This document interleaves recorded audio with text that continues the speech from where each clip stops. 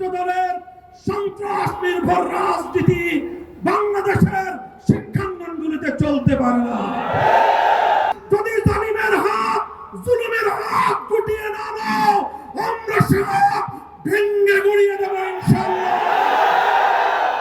অতীতের সন্ত্রাস নির্ভর রাজনীতির পথ থেকে তোমরা ফিরে আসো। আল্লাহ নবী বলেছিলেন, জালিমের হাত ভেঙে গুড়িয়ে দাও, এটাই জালিমের সহযোগিতা।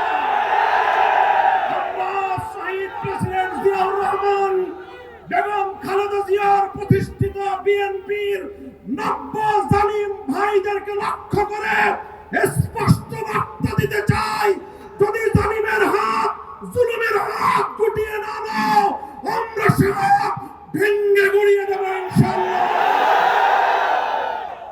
আমি আজকের বিএনপিকে বলতে চাই, অতীতের সন্ত্রাস নির্ভর রাজনীতির পথ থেকে তোমরা ফিরে আসো।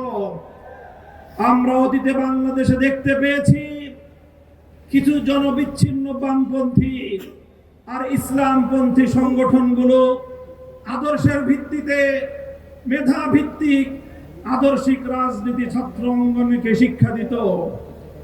2024-এর বিপ্লবের মধ্য দিয়ে বামপন্থী এবং ইসলামপন্থী ছাত্র সংগঠনগুলোর বাইরেও একটি নতুন শক্তির উত্থান ঘটেছে। যেই ছাত্র জনতা নাহিদ, আক্তার, নাসিরউদ্দিন পাটোয়ারি, সার্জিস, হাসনাত আব্দুল্লাহ, আসিফদের মতো মেধাবী ছাত্র উপহার দেয়, সেই 24-এর বিপ্লব পরবর্তী নতুন বাংলাদেশে ছাত্র দলের সন্ত্রাস নির্ভর রাজনীতি বাংলাদেশের শিক্ষাঙ্গনগুলিতে চলতে পারে না।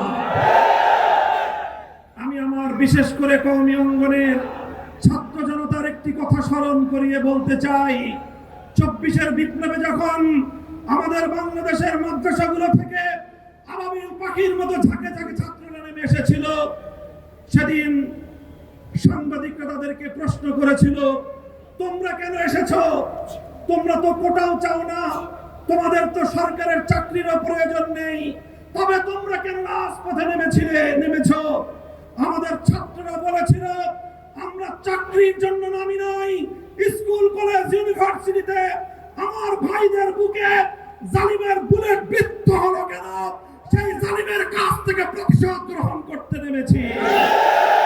আমি আবার সে কথার পুনরাবৃত্তি করছি, মনে রাখবেন, বাংলাদেশের যেখানেই জুলুম হবে, যেখানেই জালিমের হাত উদ্ধত হবে, নাসিরউদ্দিন পাটোয়ারি ভাই আমরা বলি, আবার মাদ্রাসাগুলো থেকে আবাবিল রাজপথে নেমে আসবে ইনশাআল্লাহ।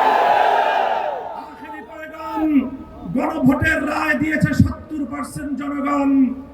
এই গণভোটের রায় যদি কার্যকর না করা হয়, মনে রাখবেন, এই গণভোটের রায় আমরা পেয়েছি 1,500 শহীদের রক্তের বিনিময়ে। এই গণভোটের রায় পেয়েছি শাপলা চত্বরের শহীদের রক্তের বিনিময়ে। এই গণভোটের রায় আমরা পেয়েছি 57 জন বিপ্লবীর রক্তের বিনিময়ে। যদি সেই রক্তের সঙ্গে গাদ্দারি করা হয়, আমরা রক্তের সম্মান রক্ষা করার শপথ গ্রহণ করতে চাই।